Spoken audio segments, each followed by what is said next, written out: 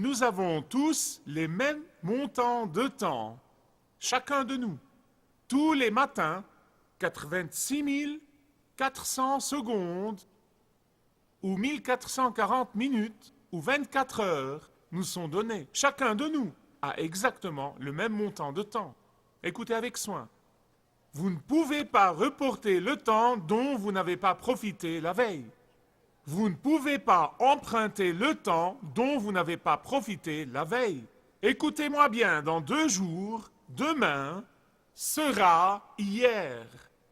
Dans 30 minutes, l'avenir sera le passé. Ce que nous faisons avec ces mêmes montants de temps que Dieu nous a donnés est extrêmement important. La façon dont nous répartissons les heures que Dieu nous a données est extrêmement important. À qui nous consacrons le temps que Dieu nous a donné chaque jour de notre vie est extrêmement important. À qui nous donnons la priorité dans les heures que Dieu nous a données comme cadeau est extrêmement important. Notre emploi du temps me fait parfois rire. J'ai lu il n'y a pas si longtemps quelque chose sur quelqu'un qui a été aux États-Unis et qui a écrit un commentaire. Il a dit, vous savez, l'Amérique est le seul pays que j'ai visité où les hommes brûlent littéralement le feu rouge pour gagner quelques secondes, mais attendent patiemment pendant des heures pour un coup d'outil au terrain de golf. Riches ou pauvres, jeunes ou vieux, mariés ou célibataires, étudiants ou professeurs, nous avons tous exactement le même montant de temps. Avez-vous remarqué comme nous utilisons le mot temps dans nos conversations et dans nos discussions? Non, mais toute la journée. Je n'ai pas le temps. Combien de temps ça prend? Ne gaspille pas mon temps. Il est temps de partir. Temps mort.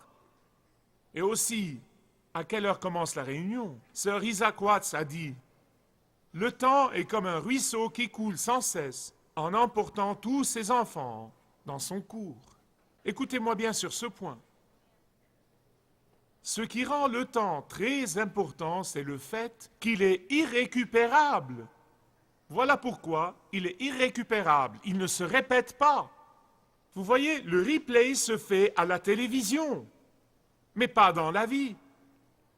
Et c'est justement le fait que le temps ne se répète pas, que le temps est irrécupérable, qui a amené le roi Salomon à insister sur le temps et sur l'importance du temps dans sa vie. Et sur le sens de la vie. Et pourquoi il est arrivé à cette conclusion sur le sens de la vie? Je vous prie d'ouvrir avec moi Ecclésiaste chapitre 3. Là, il conclut depuis le début qu'il y a un temps pour tout. Nous avons commencé une série de messages intitulés « Qu'est-ce qu'il y a sous le soleil ?» Et nous avons vu que le terme « sous le soleil », du moins de la façon dont se sert Salomon, veut dire « sous le soleil ». Et « sous le soleil » est un euphémisme. Salomon veut dire mener une vie, cette vie, sans Dieu. Il veut dire mener une vie sans tenir compte de Dieu, sans une relation avec Dieu, sans vivre sous l'autorité de la parole de Dieu. Ça, c'est une vie sous quoi? En ce temps-là, Salomon a expérimenté les deux. Il a mené sa vie sous le soleil, puis il l'a menée au-dessus du soleil, et il est arrivé à certaines conclusions, et dans tout ce livre, il parle de ce qu'il y a sous le soleil et de ce qu'il y a au-dessus du soleil. Ce qu'il y a sous le soleil et de ce qu'il y a au-dessus du soleil. Quand il menait sa vie sous le soleil, il disait que la vie n'a pas de sens, que la vie est monotone, que la vie est sans but, que la vie est vide, que la vie est ingrate. Oh, mais quand il a commencé à s'élever pour vivre dans une relation avec Dieu, quand il a commencé à voir les choses de la perspective de Dieu et à voir les choses d'une perspective éternelle, il s'est rendu compte que la vie peut être remplie de joie et de contentement, qu'elle peut avoir un but, qu'elle peut avoir un sens, qu'elle peut être épanouissante.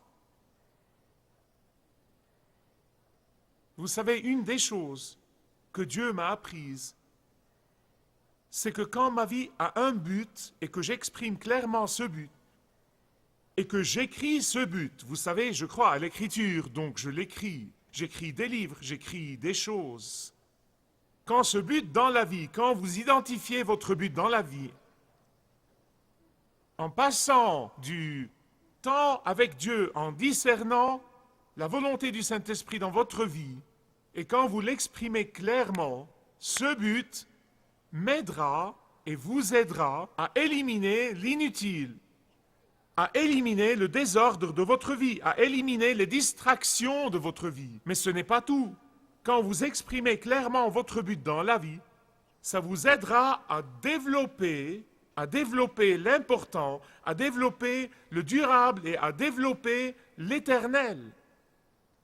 Et aujourd'hui, à peu près tout ce que je fais dans ma vie est gouverné par le but de ma vie.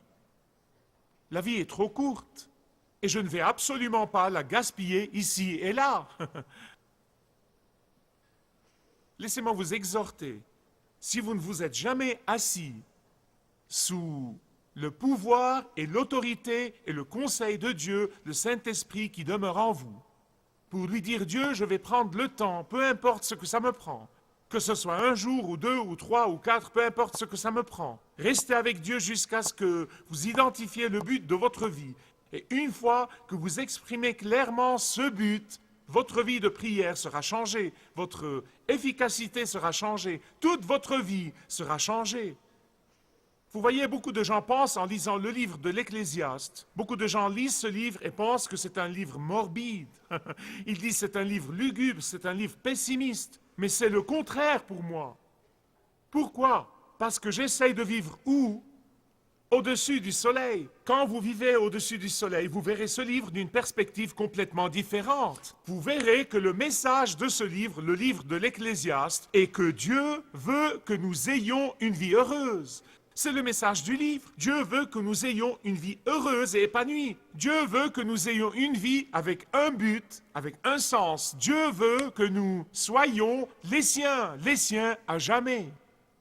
Bien qu'il y ait parfois des contrastes que nous expérimentons dans la vie.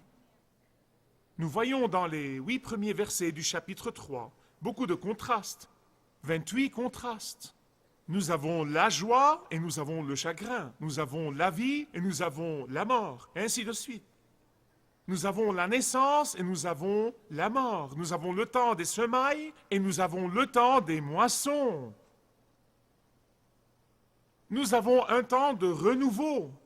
Les médecins vous diront que toutes les cellules de votre corps, sauf les cellules de votre cerveau, se renouvellent et changent tous les 7 ans. Vous n'êtes pas aujourd'hui la même personne que vous étiez il y a 7 ans. Pour que les nouvelles cellules naissent dans votre corps, il est évident que les vieilles cellules doivent mourir. Il y a un temps de naître et un temps de mourir. C'est ce que dit le livre de l'Ecclésiaste ici.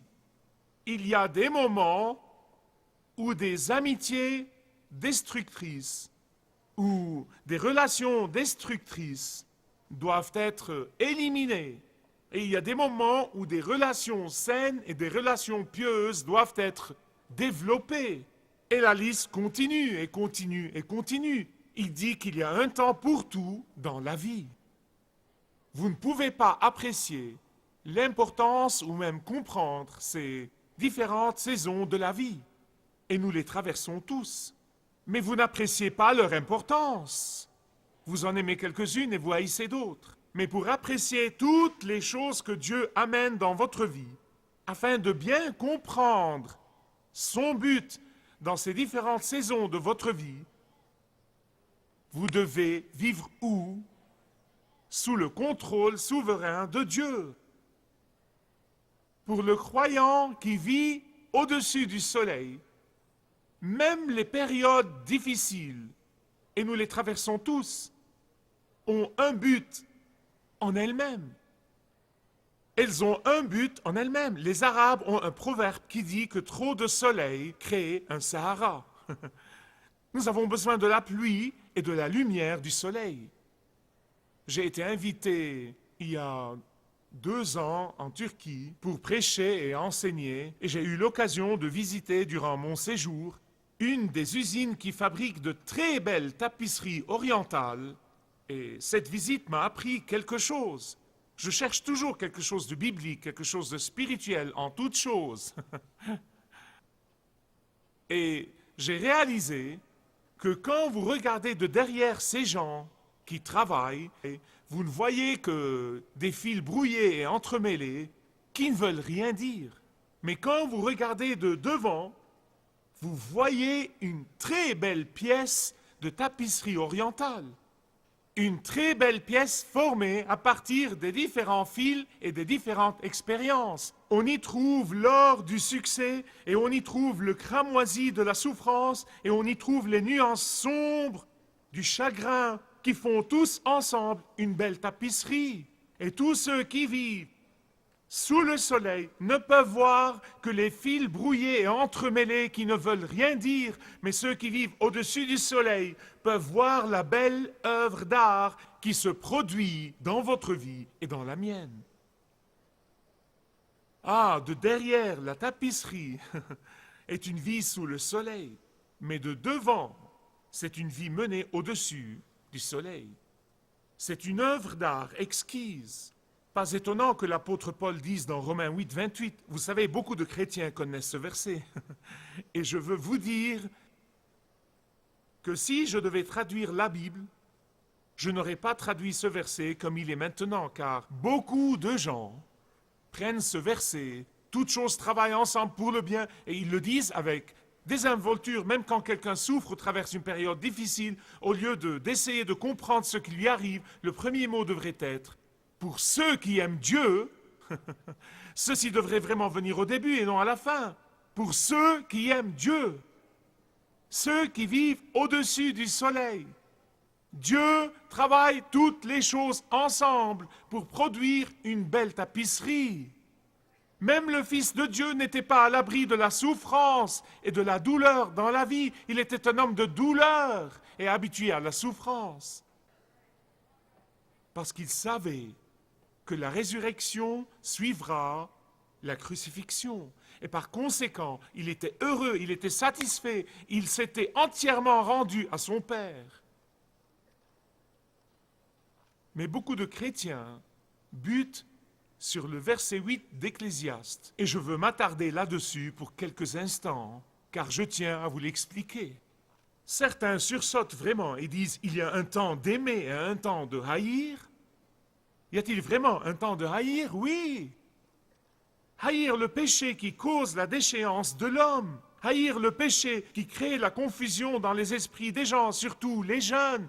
Haïr le péché de ceux qui font du mal aux enfants. Haïr le péché de ceux qui entravent l'action de la justice dans nos tribunaux. Haïr le péché de ceux qui appellent le bien mal et le mal bien. Haïr le péché. Il dit, il y a un temps pour tout, dit le rechercheur. Puis il fait une grande découverte dans le verset 11. Je vous prie de le regarder avec soin, verset 11. Il dit, il fait toutes choses bonnes en son temps. Je me demande si nous pouvons le dire ensemble. Pouvons-nous le faire? Il fait toutes choses bonnes en son temps. Seuls ceux qui vivent au-dessus du soleil peuvent vraiment dire ça. Seuls ceux qui ont livré le tout au Seigneur Jésus-Christ peuvent vraiment dire ça. Seuls ceux qui se fient à Dieu de tout leur cœur dans les moments difficiles, dans les moments d'épreuve, dans les moments de maladie, dans les moments de chagrin, seuls ceux qui se fient à Dieu de tout leur cœur peuvent dire ça. Seuls ceux qui savent qu'ils ont été rachetés et qui sont sur le chemin de régner et gouverner avec le Christ au ciel peuvent dire ça. Ceux qui vivent sous le soleil vivent dans les ténèbres et ne savent pas vraiment ce que c'est que la lumière. Et par conséquent, ils n'ont ni la connaissance ni l'expérience de ceux qui vivent au-dessus du soleil. Ils maudissent leurs ennemis parce qu'ils ne peuvent pas les aimer. Ils maudissent leurs travaux parce qu'ils ne peuvent pas voir que ce sont des dons de Dieu. Ils maudissent leur sort dans la vie parce qu'ils ne savent pas vraiment ce que le croyant sait. Mais ceux qui vivent au-dessus du soleil savent. Ils savent. Que savent-ils? Écoutez-moi avec soin, s'il vous plaît. Ils savent que Dieu recueille leurs larmes dans son outre au ciel, que Dieu porte dans son cœur tous leurs chagrins qui les feront grandir, que Dieu se sert de toutes les difficultés de la vie pour sa gloire et leur bien, que Dieu se sert de tous les défis auxquels ils font face pour sa gloire et leur bien, que Dieu porte sur lui tous les fardeaux avec eux et pour eux. C'est ce qu'ils savent et c'est pourquoi ils vivent au-dessus du soleil. Ceux qui vivent sous le soleil ne comprendront jamais la puissance de vivre au-dessus du soleil jusqu'à ce qu'ils l'expérimentent de première main. Et tout le monde est appelé à passer de la vie sous le soleil à la vie au-dessus du soleil. Bien-aimés, beaucoup d'entre vous savent ceci. Et comme vous tous, j'ai passé les 60 ans de ma vie entre les vallées profondes et les hautes cimes. J'ai fait l'expérience des deux. J'ai connu la peur à l'état brut et j'ai connu la joie extatique. Quand j'ai eu le chagrin de perdre ma mère à un très jeune âge, j'ai pensé que c'était la fin du monde pour moi, mais ce ne l'était pas. Dieu s'en servait dans cette grande tapisserie et j'ai été élevé par la force de toutes ses prières pour moi. En fait, toutes les vallées que j'ai traversées au début de ma vie m'ont poussé à écrire mon livre « Si Dieu a le contrôle » qui a vraiment béni des milliers et des milliers de personnes. En fait, certains ont décidé de se consacrer au ministère à plein temps après avoir lu ce livre partout dans le monde. Et pour les années d'après, certains d'entre vous les ont vécues avec nous. J'ai traversé avec ma femme les vallées qui se sont présentées à nous. Et de ces vallées est sorti mon livre fortifié par la louange, qui a béni lui aussi des milliers de personnes partout dans le monde. Pourquoi? Écoutez avec soin, s'il vous plaît. Parce que dans les vallées de la vie, nous ressentons la présence de Dieu d'une façon que nous ne pourrions jamais ressentir ailleurs. Nous nous rapprochons de Dieu d'une façon dont nous ne pouvons jamais nous rapprocher quand nous sommes sur les cimes. C'est dans ces vallées que nous nous rendons compte que Dieu fait toutes choses bonnes en son temps. C'est dans ces vallées que nous apprenons à développer une confiance totale dans le Dieu vivant, dans l'amour de Dieu et le soin de Dieu, plus que n'importe où ailleurs. Ne me comprenez pas mal. Moi, je préfère de loin les cimes. Non mais écoutez-moi, je ne suis pas du tout masochiste, vous comprenez, hein, vous m'avez compris. Vous savez, je ne cherche pas vraiment les vallées et je ne les chéris pas. Mais quand elles viennent, je sais que Dieu a un but là-dedans. Et je verrai le Seigneur dans ces vallées comme je ne l'ai jamais vu auparavant. Et ma relation avec lui s'approfondit dans les vallées et non sur les cimes. Écoutez-moi bien sur ce point. La raison pour laquelle Salomon a été si déprimé et a été si abattu et même si désespéré, tellement désespéré de la vie elle-même, pensez-y, l'homme qui avait tout dans la vie, et probablement personne n'a jamais eu ce que le roi Salomon a eu, ni avant lui, ni après. Et pourtant, il était désespéré de la vie elle-même, il voulait mourir. Et la raison, c'est qu'à ce moment-là de sa vie, il vivait où? Oh, mais quand il a commencé à s'élever et à vivre au-dessus du soleil, il a pu dire, il fait toutes choses bonnes en son temps.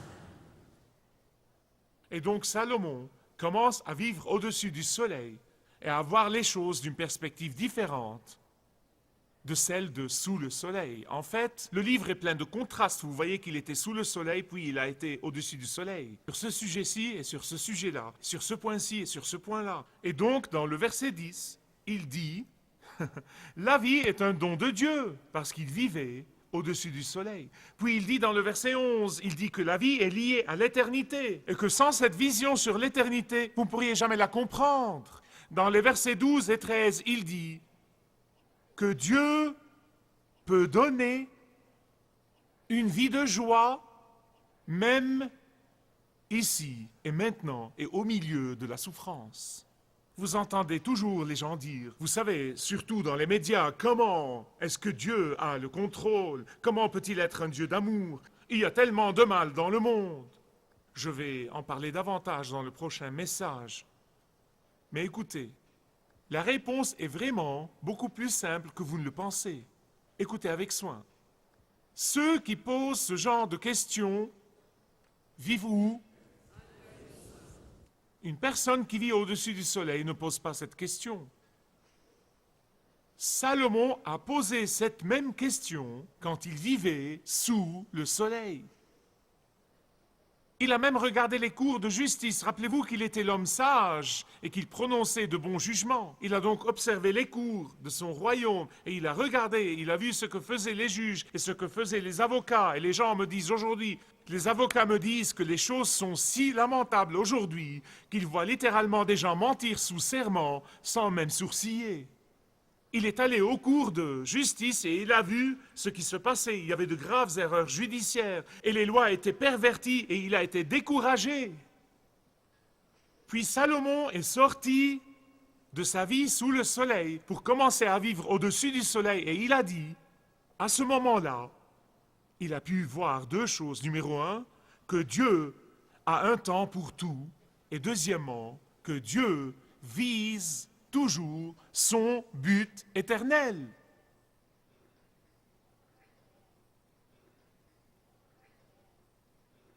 Combien d'entre vous croient que Dieu jugera le monde? Dites Amen.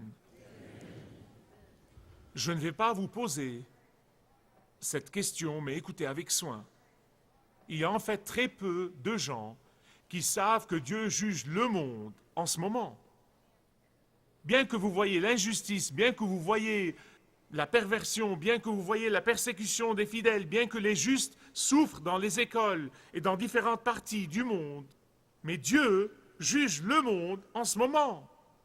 Ce n'est pas parce que vous ne voyez pas l'exécution de ce verdict que ce verdict n'a pas été prononcé des portails du ciel.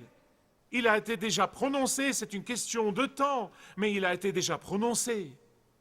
Ceux d'entre nous qui vivent au-dessus du soleil, nous vivons par les promesses de Dieu et non pas par les explications.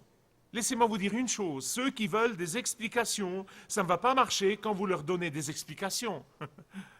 Mais nous vivons par les promesses de Dieu et non pas par les explications. Et c'est pourquoi le Seigneur Jésus-Christ, dans Matthieu chapitre 5, après avoir donné les béatitudes, bienheureux, bienheureux, bienheureux, bienheureux, il termine les béatitudes en disant, réjouissez-vous et soyez dans l'allégresse. Pourquoi? Parce que votre récompense sera grande. Où? Dans les cieux. Écoutez-moi bien comme je clôture.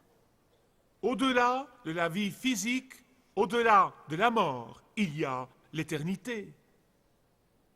Salomon dit, après avoir comparé les animaux avec les êtres humains, à en être découragé et déprimé, il a un éveil et il voit que les êtres humains sont différents des animaux. Écoutez, il le dit dans le verset 11. Il dit, Dieu a mis l'éternité où? Dans le cœur de l'homme. Les humains ont l'éternité dans le cœur et ça change tout. Écoutez-moi bien. C'est une qualité chez les êtres humains qui ne peut jamais, jamais, jamais, jamais être expliquée par l'évolution. C.S. Lewis a dit ce qui suit, écoutez avec soin. Chaque mot est lourd de sens. Il a dit « Notre Père Céleste nous fournit beaucoup d'auberges tout le long de notre voyage. » Ah, mais notre Père veille à ce que nous ne les prenions pas pour notre maison éternelle. N'est-ce pas génial? Il se peut qu'il y ait quelqu'un ici qui mène une vie sous le soleil et qui commence à sentir que la vie n'a aucun sens, que la vie est vide, que la vie n'a aucun but. Je vous invite aujourd'hui à commencer à vivre au-dessus du soleil. Et voici le test. Si vous rendez l'âme cet après-midi, pouvez-vous être absolument sûr que vous serez au ciel avec Jésus-Christ? Si votre réponse est « je ne suis pas sûr », j'espère bien Ou j'ai fait de bonnes œuvres dans ma vie, peut-être qu'elles me prendront au ciel, alors la réponse est non.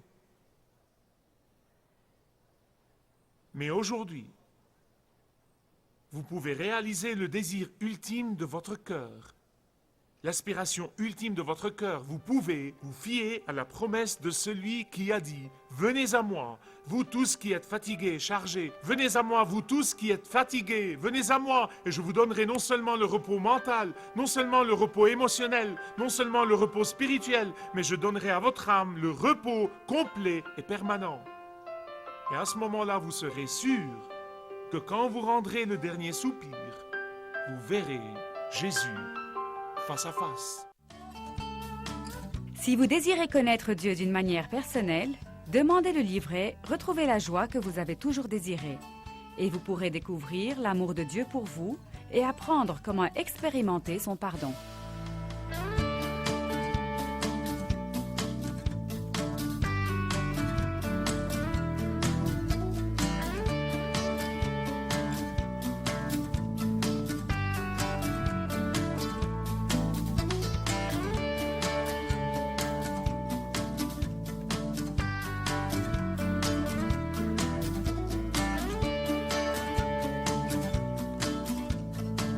Si vous avez une relation personnelle avec Dieu et vous êtes intéressé à marcher plus intimement avec lui, demandez le livret « 7 pas sur le chemin de la foi » qui vous guidera dans une relation plus profonde avec votre Père Céleste. Demandez votre livret gratuit.